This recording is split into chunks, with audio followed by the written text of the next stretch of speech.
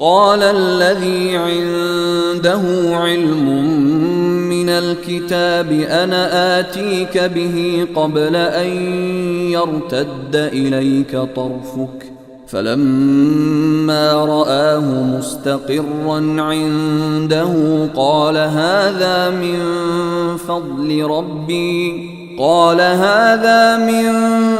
فضل ربي ليبلوني أأشكر أم أكفر ومن شكر فإنما يشكر لنفسه ومن كفر فإن ربي غني كريم۔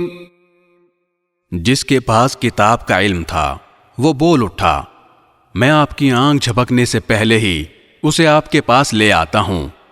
چنانچہ جب سلیمان نے وہ تخت اپنے پاس رکھا ہوا دیکھا تو کہا، یہ میرے پروردگار کا فضل ہے تاکہ وہ مجھے آزمائے کہ میں شکر کرتا ہوں یا ناشکری، اور جو کوئی شکر کرتا ہے تو وہ اپنے ہی فائدے کے لیے شکر کرتا ہے، اور اگر کوئی ناشکری کرے تو میرا پروردگار بے نیاز ہے، کریم ہے۔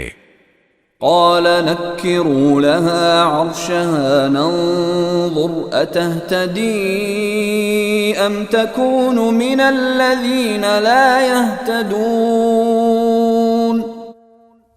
سلیمان نے اپنے خدام سے کہا کہ اس ملکہ کے تخت کو اس کے لیے اجنبی بنا دو، دیکھیں وہ اسے پہچانتی ہے یا وہ ان لوگوں میں سے ہے جو حقیقت تک نہیں پہنچتے۔ فلما جاءت قيل أهكذا عرشك قالت كأنه هو وأوتينا العلم من قبلها وكنا مسلمين۔ غرض جب وہ آئی تو اس سے پوچھا گیا، کیا تمہارا تخت ایسا ہی ہے؟ کہنے لگی، ایسا لگتا ہے کہ یہ تو بالکل وہی ہے، ہمیں تو اس سے پہلے ہی آپ کی سچائی کا علم عطا ہو گیا تھا اور ہم سر جھکا چکے تھے۔ وصدها ما كانت تعبد من دون الله إنها كانت من قوم كافرين۔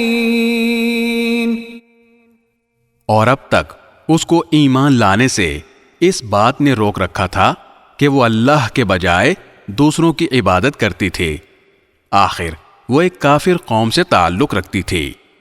قیل لها ادخل الصرح فلما رأته حسبته لجة وكشفت عن ساقيها قال إنه صرح ممرد من قوارير قالت رب إني ظلمت نفسي وأسلمت مع سليمان لله رب العالمين۔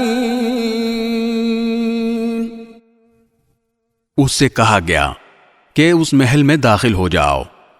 اس نے جو دیکھا تو یہ سمجھی کہ یہ پانی ہے، اس لیے اس نے پائنچے چڑھا کر اپنی پنڈلیاں کھول دیں۔ سلیمان نے کہا کہ یہ تو محل ہے جو شیشوں کی وجہ سے شفاف نظر آ رہا ہے۔